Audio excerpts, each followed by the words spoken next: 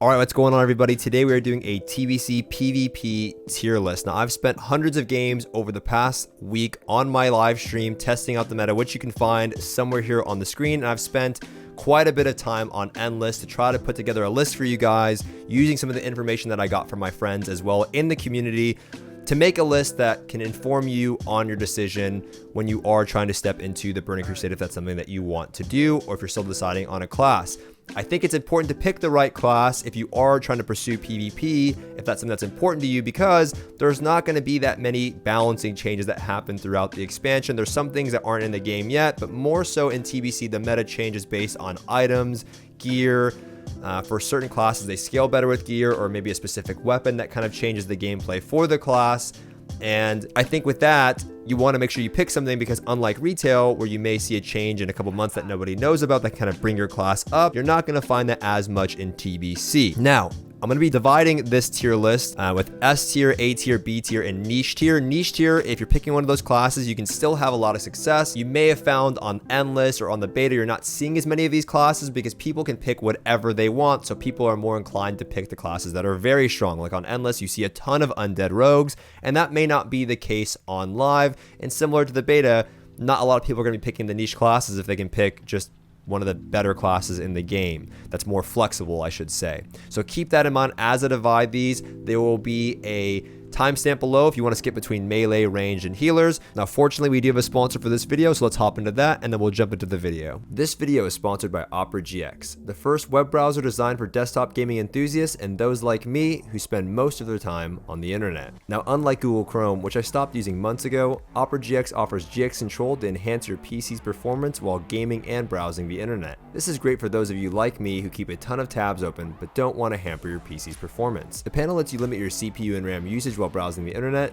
which is not something you'll find on browsers like Chrome, which tend to really hog up RAM usage. With built-in Discord, Twitch, and social media integration, you can stay up to date with all of your friends, streamers, and content creators. You can sync your accounts directly from the sidebar and receive notifications from that same friend who asked you to play Shadowlands, but is now asking you what class you're rolling in the Burning Crusade. Perhaps the most unique feature is the built-in ad block and VPN service that is absolutely free, and this is something that is pretty important to me as I have had some scares in the past using Google Chrome. The browser also now includes GX Player that keeps all of your favorite music streaming services in one place, and you can sync it to pause when starting a new video or stream. Now, there are a ton of other features that you can explore within the browser, like forced dark pages, RGB customization, as well as various thematic layouts. So for those of you looking for a new browser better designed for your needs, I suggest you give Opera GX a try. Check the link in the description and let me know what you all think, and a big thank you to Opera for sponsoring this video. So, the first class, in my opinion, we're starting with melee. I think ultimately, in my opinion, it's the best class in the game. That is the Rogue. The Rogue, by far, I think has the craziest toolkit out of any class. And when it comes to arena, being able to use prep in the arena and being able to reset your cooldowns on evasion, vanish, sprint, shadow step, is just very, very strong in 2s and in 3s, and in early on in the expansion of games are going to be a lot faster because you have less resilience, etc. Having that many cooldowns at your disposal and be able to cycle through them rather quickly can create so much pressure. You have great comp flexibility in 2s and 3s. You can play Rogue Mage, you can play Rogue Druid, you can play Disc Priest Rogue, and in 3s you can also play Warlock Rogue, and in 3s you can play, Warlock Rogue Druid. You can play Warlock Rogue Priest, you can play RMP, you can play Shadow Priest, Rogue Mage. There's so many comps at your disposal, and ultimately I think the Rogue is the most flexible class and creates the most pressure. Kidney Shot and Cheap Shot not DRing is a ridiculous amount of CC, and on top of that, Blind is a 1 minute and 30-second cooldown. Oh, and Cloak is also a 1 minute cooldown. So Rogue is very, very strong in this expansion. It feels like its toolkit for PvP is designed for a couple expansions ahead of where it's at.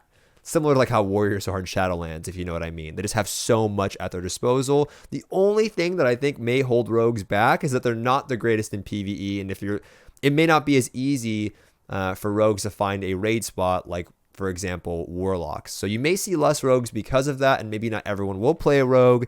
So that is something to keep in mind, but I do think the Rogue is in a league of its own, and you'll see it in almost every comp that is an S tier comp. Below the Rogue is the Warrior. I think the Warrior is the second best melee in the game. There is a big difference, I think, between the Rogue and the Warrior, but Warriors do very well as well. You have pretty good utility with disarm. Intervene can be used in really cool scenarios where you can intervene blinds or intervene kidney shots or just intervene any target or rogue is on. And if he uses a combo point on you, then he resets his combo points on the target that he was initially on. I think warrior scales very well with certain items and gear. You have different weapon choices for different play styles. You have polearm and axe for more crit. You have sword spec if you're playing with like a shaman and you want to take advantage of Wind Fury. And then you also have Mace Stun. And then if you get a Deep Thunder or Storm Herald, then it's really cool to use because you have all these different stuns to kind of lock somebody down. The Warrior just has some glaring flaws in that if you're not playing a Gnome, and that's part of the reason why I think the class is just a little bit weaker, is that you have to play a Gnome to get out of some CC. You're going to end up eating a lot of CC. So your positioning is extremely important as the Warrior. It's something that I've noticed and have been playing a lot of. You have to try to sit by a pillar if you can and not push too far out. You don't want to overextend because if you're playing with like a druid or a class that can't dispel you, in twos at least, you're not moving. You're going to be stuck in that CC for a while, so it can be frustrating. But if you play with a priest, for example, although you have the power word shield mechanic with your rage, you can get dispelled. So I've actually found, at least on the beta early on, I've had a lot more fun playing with this priest because I can get out a lot of that CC, and that's your biggest weakness as a warrior. If you have uptime, you're going to cause an insane amount of pressure with Mortal Strike. That, in my opinion, is what makes the Arms Warrior so strong. One of your hardest hitting abilities is Mortal Strike, and getting that or having that apply a 50% healing debuff instantly, unlike rogues, where it has to kind of build up and it can't be removed, by druids with poison remove effects. That is very, very strong. So you may not have the most pressure. You may feel like sometimes you're not doing a lot of damage if you're rage starved, but as long as you keep hamstring and Mortal Strike up, you will create a lot of pressure just by having Mortal Strike, just with that healing debuff. For twos, you have Disc Priest Warrior, you have R-Druid Warrior. You don't have a lot of comp options, but you can play with an R-Sham too. It's not as good, I think, as the other two, but you can find some success there. And then for threes, you can play Double Healer Warrior. You can play Warrior, R-Druid, Warlock, and that Warlock will have that Fell Hunter Dispel to get you out of those Novas, and you can create a ton of pressure there. That's a really strong comp as well. So the Warrior is a lot of fun. It can be frustrating. It's not for everyone. I don't think it's as insane as the Rogue, but it's a class that I'm going to be playing because I do find the Warrior to be very fun overall. And I just like Warriors. So yeah, I think Warrior is a very strong class. Just has some glaring weaknesses that do kind of get filled out in different expansions. So just kind of keep that in mind. Underneath the Warrior is the Feral Druid. I think the Feral Druid does a lot of damage and it has some great utility. The biggest weakness to the Feral Druid is that it's not a rogue. And when you're looking at a game that has arena teams and people can't really freely queue with who they want to, a lot of people would prefer to just play with the rogue. A lot more control. I think the rogue is just much more difficult to deal with because of all of the immunity cooldowns and just how they can cycle through them so well. But the Feral Druid does some insane damage, especially early on. You can do some crazy bursts with the Feral Druid. It's just not a rogue. So just keep that in mind. If you are raiding as a Feral Druid, you can definitely do well. You can play Disc Priest Feral. You can do R-Druid Feral. You can have some fun in threes. It's just not going to be as, I think, viable as the rogue. It's always been that way with druids in general. If the rogue's very good, a lot of people would prefer to play with the rogue over a druid. The rest of the niche classes for melee are going to be the Retribution Paladin and the Enhancement Shaman. Enhancement Shaman you can have some fun with. And because I think the game will be much more diverse than it is on Endless. You see comps like Resto Shaman, Retribution Paladin, and that comp cranks. But there are some glaring holes to the Ret Paladin where it doesn't matter how good you are, you don't have an interrupt, and your wings can be purged, and that puts you on forbearance if you do pop your wings, so you can't bubble. If you bubble, your auto attacks are slowed significantly. If you bop somebody, they can't do any damage either. So it makes any melee damage either. So it makes there's just some glaring holes to the class. But I think you can still play the class and have a lot of fun. If you're playing a Paladin, you're one of the best AoE farmers. If you're playing Protection, so you can farm a lot of gold on that. And Shamans are very, very good in Raid. So if you wanted to play Enhance, you could. Just keep that in mind, though. If you are a solo player, you may have some more success playing some of these classes. And if you have a group of friends, you definitely can have some success playing the niche classes. But overall, the melee meta is pretty defined, and there aren't that many options if you're trying to be extremely competitive. But you can have some success playing an Enhanced Shaman, like playing Turbo for threes, for example. that is also a viable comp in threes. That's a lot of fun. So keep that in mind. All right, now moving on to our range list, we have the SL Warlock at the top, and then you have some other specs like Destro, a bit more, definitely more niche. You have, full demo niche. You have full affliction, a bit more niche. But you can play full affliction with comps like Shadow play with a Shadow Priest and a Resto Shaman. That has some success there with Bloodlust, and it's a ton of damage, at least on my experience on Endless. It's really difficult to even survive the opener if you don't have a Purge and a way to deal with that Bloodlust. But SL Warlock is very, very strong. It has a ton of utility. The class is similar to Rogue in that the toolkit feels like it's designed in a different expansion. You have a Fell Hunter to spell. You have a Purge. You have Hellstones. You have Drain Mana. You have Life Tap, which I think is the biggest reason why Warlocks are so good in TBC, is that a lot of the other classes have to worry about mana, whereas the Warlock does have to worry about mana, but it has a nice little recycle system going where you get health through Siphon Life, you get health through Drain Life, and then you can Life Tap if necessary. And if you're playing with the R Druid who doesn't that easily, with Innervate and the ability to go for drinks, you can be very difficult to deal with.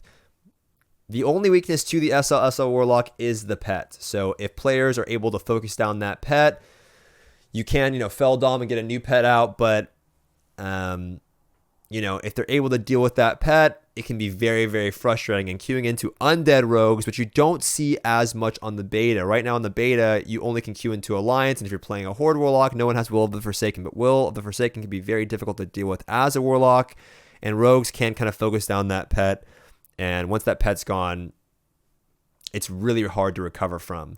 But the Warlock, in my opinion, is in the S tier because it's so flexible. You can play Warlock Priest 2s, you can play Warlock Druid 2s, you can play for 3s, you can play Shadow play with a Shadow Priest, you can play Warlock Rogue Priest, Rogue Druid, you can play Warlock Warrior Druid. You have so many comp options because of all the utility and the fact that you do have a Dispel, which can kind of assist Druids and Warriors in 3s. The dots do so much damage, especially early on. So early on, you are squishy than you would normally be, but you do so much damage because everybody takes so much more damage, and then as you get more durable, you can kind of have that dampener play style. So Warlock, very, very strong. Underneath that, I would put the Frost Mage. Arguably, I think there isn't as much of a difference between the Frost Mage and the Warlock. Mage does have some niche specs where you can play Palm Pyro and things like that, which could be good Season 1. The only reason why I separate the Warlock and the Mage is because of the comp flexibility. As a Mage, you have Priest Mage in 2s, you could play R Druid Mage in 2s, and you have Rogue Mage, which are some of the better comps in the game. And then in 3s, you have Shadow Priest Mage and a healer, and then you have 2s as well, or 3s RMP or RMD. But not as much comp flexibility as the Warlock, so that's the only reason why I would put it in a tier below. But you are pretty mana efficient with Evocate, you have a Mana Gem, you are able to go off and eat Mage Food as well, like everyone else, but that mobility assists with that. One of the strengths to the Mage right now that I'm noticing a lot of players starting to realize, and you saw it from a lot of players on Endless, is that the most effective way I found to do damage on a Mage is just do instant casts, not going for full rank Frostbolts, which is a little bit more risky, and just going for rank 1 Frostbolts. You don't have to cast as much to get that Frostbite proc and keep slows up, and then just Ice Slant spam with Novas and Frostbites, Fire Blast, Cone of Cold. Just using instant damage is so much burst for the Mage. They have so much damage, front-loaded damage, that it can be very difficult to deal with. And I think the class is extremely strong. But it's not as good as the Warlock in Raid, so maybe you see less. I don't know. But you can have a lot of fun and success in the Mage. And again, it does feel like one of those classes that has a crazy toolkit, whereas some classes just don't have that toolkit. Being able to blink stuns and things like that. Oh, also, didn't want to skip on this. Early on, having Cold Snap and 2 Water Ellies back to back can be very difficult to deal with. That's also why Frost feels so strong. Having that Water Ellie, it is so much of your damage that's so important to take down that Ellie if you can, and being able to Cold Snap and get another one back to back and Cold Snap Novas for more damage, that cooldown similar to Prep makes the Mage, just in my opinion, one of the better classes. You could put it in the S tier in my opinion, but I think comp flexibility matters when you're picking a class, and that's why I maybe put it in the A tier, but not that much of a difference in my opinion. And then in the B tier, you have the Hunter and the Shadow Priest. Both these classes are very good. I think the BM Hunter early on in the expansion will be very, very strong because it's just so much damage. If you check out Bean and watch him play his BM Hunter, they crank. They also can be very effective with a dampener playstyle using Mana Drain or a Viper Sting, which is very, very popular playstyle with like double healer, and also playing with a priest in 2s with double mana burn. So when it comes to 2s, the hunter can do very well. In 3s, you don't have as many comp options. Most popular, you'll see like a hunter and 2 healers, like a priest and a druid. You can see things like Thug Cleave, which is like a hunter and a rogue. But yeah, 2s are more where you'll see a lot of hunters, not so much in 3s, but you definitely can still have some fun and success in 3s as a hunter. And then for Shadow Priest, very good with the rogue in 2s. Shadow Priest is a really fun class to play with, I would say, because you have Dispel, you have a Purge. I've played with the Shadow Priest as a warrior. You'll see Shadow Priest Rogue. You can see, even in 3s, Shadow Priest Rogue Mage, because you do offer a lot of healing. And then you can also play Shadow Play like we talked about with the Warlock and like a Resto Shaman with Bloodlust. The only weakness to the Shadow Priest, outside of the fact that it has that Dispel, that Purge, that instant CC with Silence, is that you run out of mana. Once that Fiend is gone and you run out of mana, it's kind of GG, whereas some of these other classes can kind of still cycle through mana or still deal damage outside of being whereas the Shadow Priest can't really do that. So that's the only weakness with the Shadow Priest. Honestly, if it didn't have mana issues and it did have a life tap, it would be a really good caster. But yeah, mana is something that you have to keep in mind. All of these classes are fun. All of these classes you should consider playing. It's just something to keep in mind when you are picking your class, trying to figure out where it's at. The other niche casters are going to be the Ellie and the Balance Druid. You don't really see these in Arena. Ellie cranks if it can get a cast off. You've seen weird specs with Druids as well, like hybrid specs as ranged. Just not as popular. You can have a ton of fun in BGs. Shamans do really good in raid as well. So if you are raiding, you want to get into Arena, you can definitely pick that up. It's just they're not on the same level as these classes. And when it comes to a game where you pick your Arena teammates and you have an Arena team, you may have a bit less enjoyable time finding Arena teams as one of these classes. But it doesn't mean you can't do good. Doesn't mean they don't do a lot of damage. It's just easier to get damage off as some of these other classes. Some of these classes don't even have to cast, whereas in Ellie, you're just trying to sit there to get that big one-shot off, and you may not get it out. Okay, just keep that in mind. Maybe in a different expansion. Ellie, very good in Wrathful Lich King. Okay, now moving on to our healers. Probably the best healer in the game overall is the Resto Druid. The Restoration Druid is right now on the beta. I think it's bugged. Innervate makes the class very difficult to deal with because the Innervate just gives them a full mana bar, and it's like 200% mana regen instead of what it should be.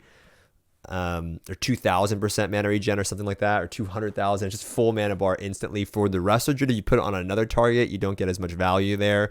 But the Restoration Druid has a lot of control. It actually has some pretty decent damage. You've seen things with like Dream State Druid, and you've seen Insect Swarm specs, and you have a lot of control, and you also have a very dampener playstyle if necessary. You know, having things like Entangling Roots and Cyclone, where not every healer can dispel Entangling Roots. You know, having that interrupt is also very, very good.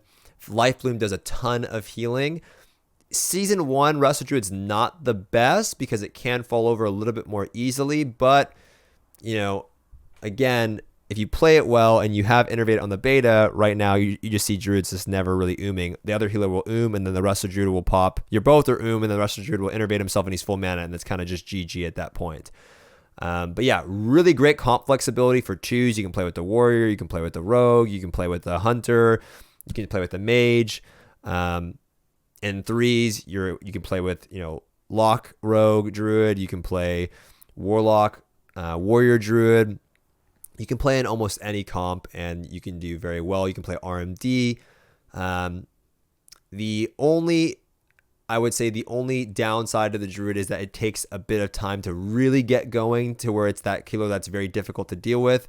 And if you're playing 2, sometimes dealing with Rogue Mage can be pretty frustrating. But overall, I would say the Druid is a very, very strong spec. Just have to keep in mind that although you can cleanse poisons, you can't cleanse magic. So if you're playing with a warrior and he gets Novid or Rooted, you can't really do much. He's just stuck there. That's kind of the downside to the Resto Druid, is that it's very good defensively, has a lot of control, but it doesn't have a magic dispel. Whereas the Priest, in my opinion, honestly, I think this gap is a lot closer than people make it out to be.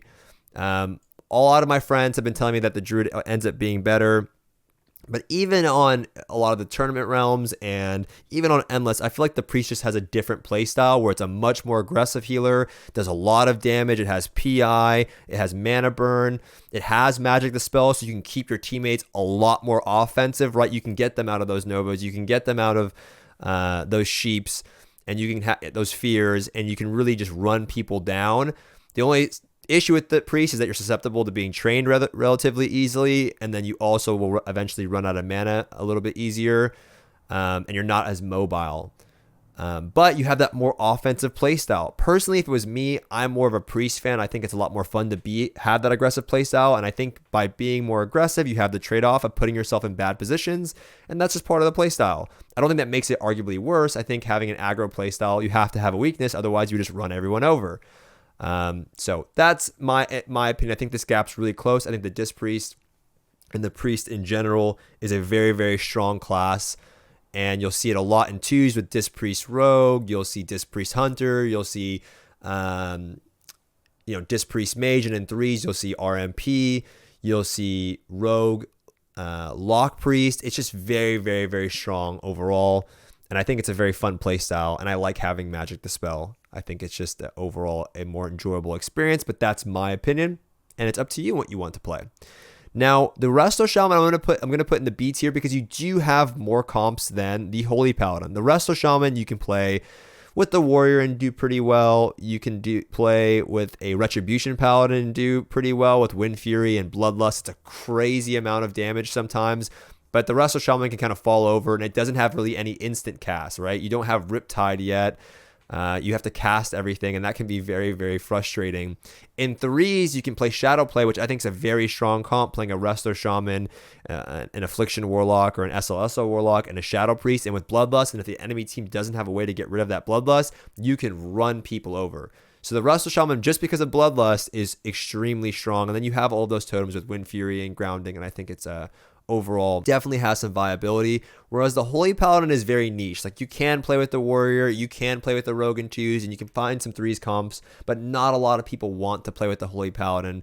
The Paladin in Arena in general is just not one of the more desirable classes, but you will see a Paladin in Raid, and you will see that the Paladin's one of the best gold farmers in the game, so it has some areas where it excels in the game in general, but when it comes to at least the Burning Crusade, the class just isn't as finished as some of the other healers or some of the other specs in general, and it's just can be a more frustrating play style to play an H-Pal. But you do a lot of damage sometimes. Like, the Holy Paladin does underrated damage for sure, with like Holy Shock and some niche specs, and having that freedom feels really, really fun, especially early on in Season 1. So I think all of the classes you can have fun on, just more people will probably, everyone's a meta slave, and they'll probably prefer to play with some of these top healers over here. Okay, this is just my recommendations based on the hundreds of games I've played on the TBC beta, the months I've spent on Endless, and also working with my friends that have been playing the game for quite some time. You can do whatever you want to do. If you're purely focused on PvP, you can pick a top tier class. Keep in mind the game isn't as flexible as it was in some of the later expansions, but there is some comp flexibility there, and you can have a lot of fun just playing a niche comp if you're interested in PvE or world content. I hope you guys enjoyed the video. If you did, be sure to let me know. Check out my live stream somewhere here on the screen if you have any more questions, and I will see you all in the next one.